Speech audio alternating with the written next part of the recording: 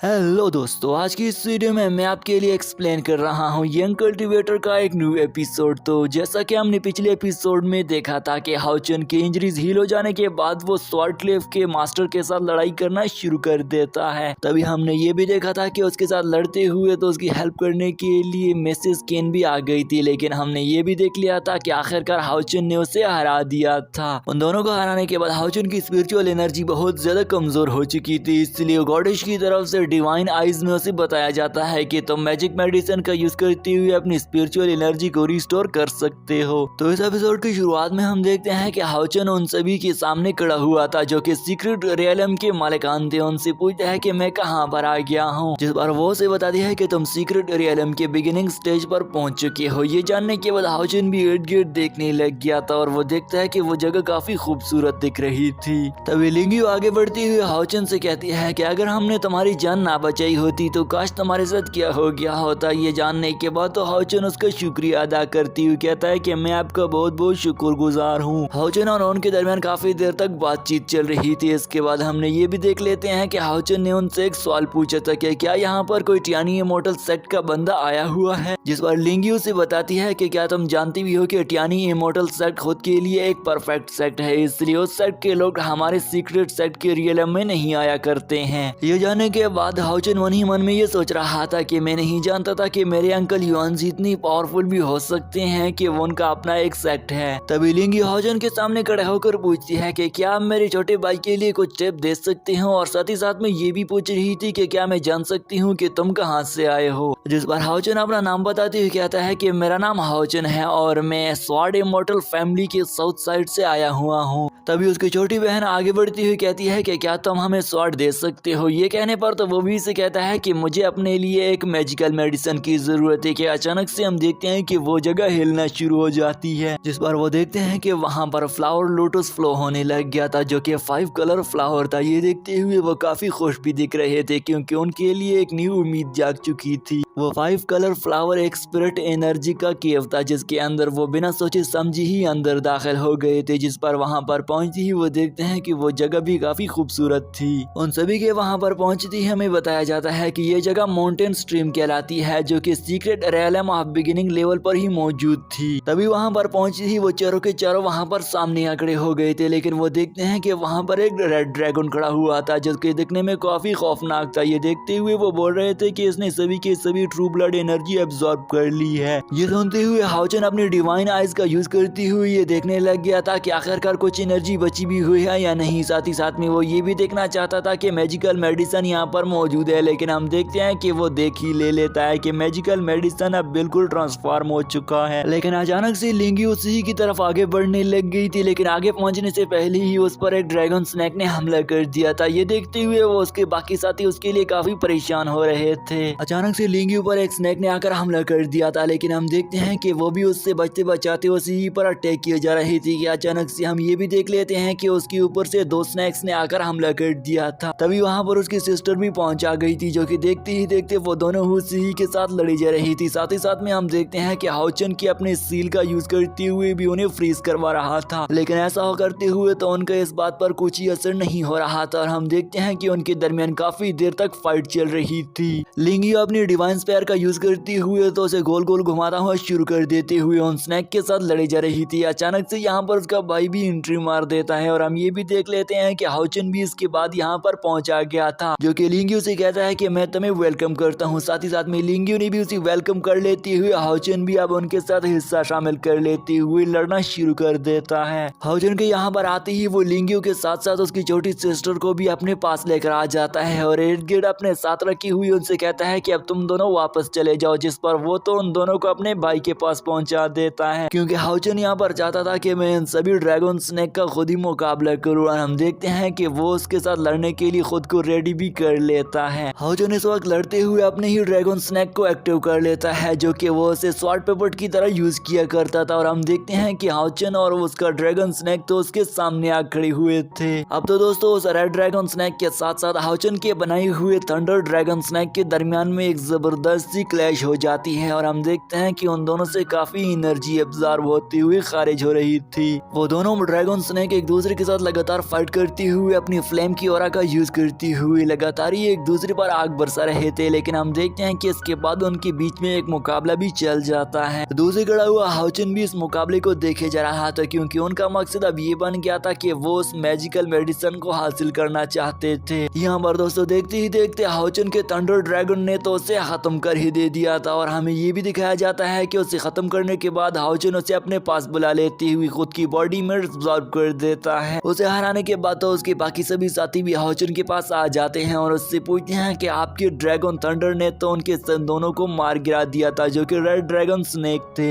उन दोनों red dragon snake को हराने के बाद यहाँ पर इन्हें ये भी पता चल जाता है कि अभी भी एक ड्रैगन बाकी है जो कि रेड ड्रैगन ऋषि कहलाता है। जिस पर लिंगी अपने भाई से कहती है कि भाई अब तो मैं इसे हराना होगा। ये बात सुनती हुई तो वो कहता है कि मैं इसे कैसे हराऊंगा, बल्कि हाउचन खुद ही इसे हराएगा। ये बात सुनती हुई तो हाउचन भी आगे की तरफ बढ़ना शुरू कर देता है और हम देखते हैं कि वो अपने पाम हैंड का यूज करती हुई उस रेड ड्रैगन ऋषि पर हमला कर देता है। लेकिन हम देखते हैं कि हाउचन के अटैक का उस पर कुछ ही असर नहीं हो रहा था, इसलिए हाउचन फिर से खुद को प्रिपेयर कर लेती हुई उस पर फिर से एक जोरदार अटैक कर देती हुई उसे गिर्द से जकड़ लेता है और उसकी बॉडी से रिफाइनिंग पिल को भी निकाल लिया था। इसके बाद यहाँ पर उसके बाकी सभी साथी भी उसके पास आ गए थे, जिस पर वो उससे कहता है कि अब मैं अपनी बॉडी को फिर से रिफाइन करने के काबिल बन जाऊंगा और वो फिर से वहां से आगे की तरफ बढ़ने लग गए थे। आगे पहुंचने पर वो फ्लावर लोटस में बैठ जाता है ताकि वो खुद की बॉडी की एनर्जी को फिर से रिफाइन कर सके, क्योंकि दोस्तों अब उन्हें वही मेडिकल मैजिकल मिल गई थी जिसका यूज करते हुए वो खुद की